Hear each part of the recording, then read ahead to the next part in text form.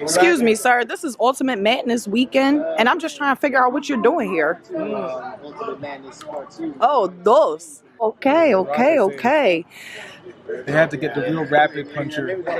Have you been pre-preparing for this or no? You're going to do it genuinely every 2 weeks prepare?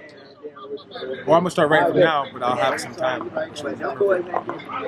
How do you feel about your success rate with your opponents in this tournament? I feel like I'm a favorite. You feel like you're a favorite? Your favorite. The favorite, the number one favorite. If you look at it, it's about 2-minute rounds. Who's more rapid, who can get punches out, who's the most electrifying battle rapper. Either me or Daddy. I would say, in my opinion, me or Daddy. And the most consistent people that will give you good performances that don't show up and say, okay, you might not show up this time. Right. So I feel like the tournament that's 2 minutes is suited for my style, which is rapid fire. Rapid fire. That's why I go in there, punch, and get out. Look how Fonzie's doing. So you said you're the favorite. Who else would be a favorite for Ultimate Madness 2 in your opinion? As far as who you know is in the tournament and everything, who else do you feel like would be a favorite? I'm going to ask you for maybe 2 to 3. I feel like Danny, I feel like the Saga. Those are my 2 people I felt like were really threats. Because Danny, for me, is like he's electrifying. He can go, he can step that performance and fight back no matter what's going on. He has the pen. I feel like Saga's just been, since he's been on his shit since lately, it's just been it's getting better each time. So I heard a name, you haven't said it yet. I've heard Mike P. How do you feel about him being in a tournament and as far as him being a favorite? Well, that's the thing too, like, because the way like, there's hardly anybody in the room, I feel like the way Mike P does write, he could be a favorite because he's a great writer. And he has performance too. But one thing I feel like, in my opinion, Mike P, I feel like he don't hit often. Okay, so you feel like he has maybe a haymaker or 2 in a round. Exactly. And I feel like this type of tournaments, like boxing match, who can get off the most contact hits or hit properly. So if we're looking at the first one right now, the people who say the favorite is it's Fonz. That's what they say. What he's doing, able to back-to-back punch with the performance, with the wittiness, is what's making him a favorite. Because it's 2-minute rounds. Someone who schemes, it's harder for them.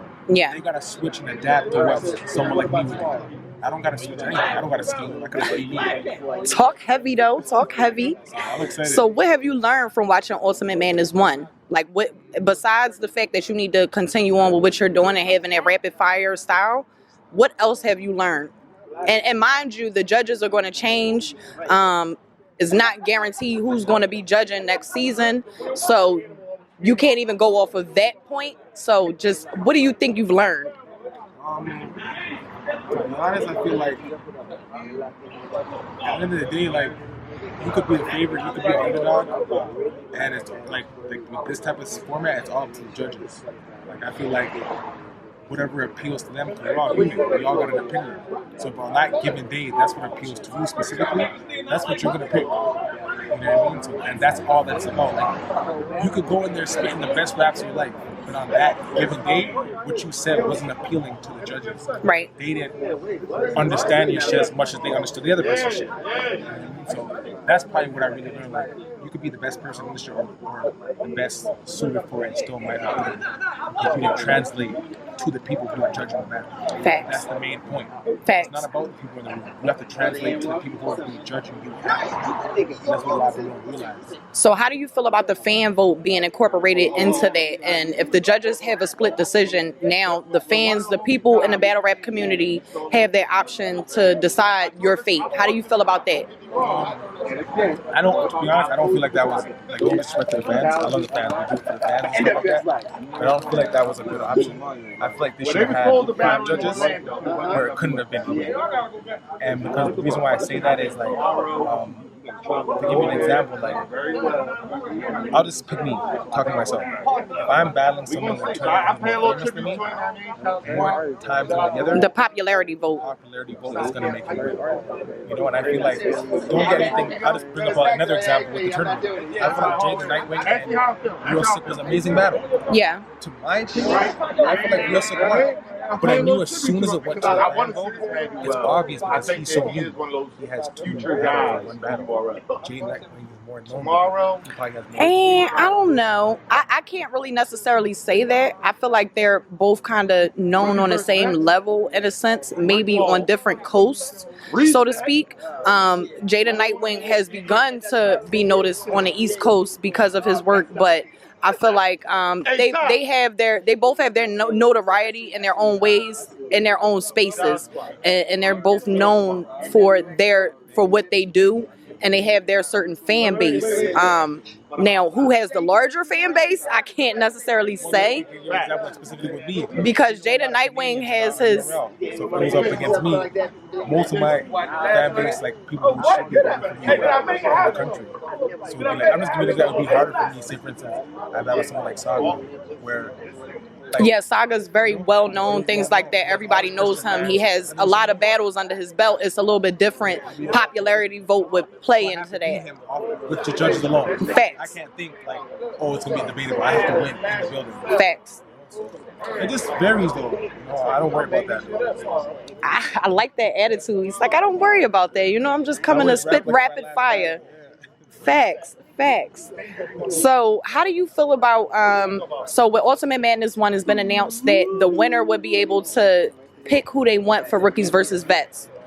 How do you feel about that being incorporated into Ultimate Madness 2, and maybe, you know, the next big stage event, whatever it may be, you guys being able to choose and pick and say, hey, I want this person to battle if you're the winner? I feel like that's because it's like as a I guess like a corporation or a business, which URL is, like you're always trying to find stars, right? And first of all, putting the money in front of these type of artists, that's already a type of motivation.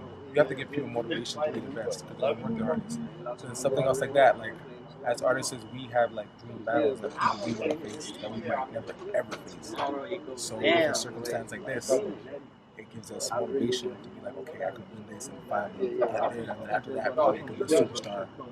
They're going to make an actual living off of it. So I feel like it's great that they incorporated that. Hopefully they incorporated it again. But, yeah, I feel like it's only a plus, because if you get to that stage also and you do bad, then you kind of realize where the levels are. Right. You realize certain things you did wrong on that stage and fix it. Right. I feel like this process as well is helping people to realize what they're doing wrong, what they're doing right, and to be able to maintain a certain focus and be able to say, you know what, I got to stick to this because this is what wins me battles. How do you feel about the exposure that comes along with being on Ultimate Madness, as far as the caffeine stream and the platform? Of course, there's super trailers made about you guys, things like that. How do you feel about that level of exposure and what that does for you and your career? Well, that's crazy. You know, when I'm home watching it, I watch it with my niggas who don't watch battle rap and shit like that. But like the way they set it up, for like it's like a TV show. Yeah. That's what's crazy. Yeah, it looks very, very professional as opposed to what we've seen before with the PGs. And it's just a whole different level of cinematography, in my opinion. You can get the little segments like why you want to win the money, why are you here. I mean, those are different things for fans to like, just to like, to lean towards you, might like you because of that certain thing. You might pick up a fan who never watched you before, you know, shit like that. So like, the way they're shooting it to make it like, I don't know if you've obviously seen college. I've seen all of it, yeah. Shit like that. That's what's dope about it. It's like a TV show. You can put it on every Wednesday. Right. Watch it. Right. You're implementing artists and shit like that. It's not just battle rap anymore. It's kind of like, what do they do outside of that? They give you a little story so you can build with them, relate to them and shit like that. Right. I think that's dope as hell that we get to get a background story along with you guys performing.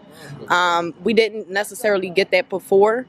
It was just, hey, we got this guy battle rapping, and that's it. Even with the judges, sorry to cut you off, but even you guys, when you guys get to come in and talk, or to say like you're excited for what's going on today, what's going on with the battle, like that's just completely different that we've never seen before. It's stuff we need more often. Even how Henny Man and Jay Black get to talk before the show comes on, give you a little introduction. It's kind of like how American Idol was. Like, this is how you get it mainstream. That's a fact. That's a fact. Well, I'm going to go ahead and let you go. You know, you're a busy man. You got some writing to do. You got some preparing to do and all that. You already know the fucking vibes. Ultimate Madness 2. Y'all better stay tuned for all details. This is Slim Reda. Shout out to Slim. We appreciate the love as usual. You already know we don't lack in Mafia. ELB. Bow, man. And we signing out. This is the A&R show. Fact.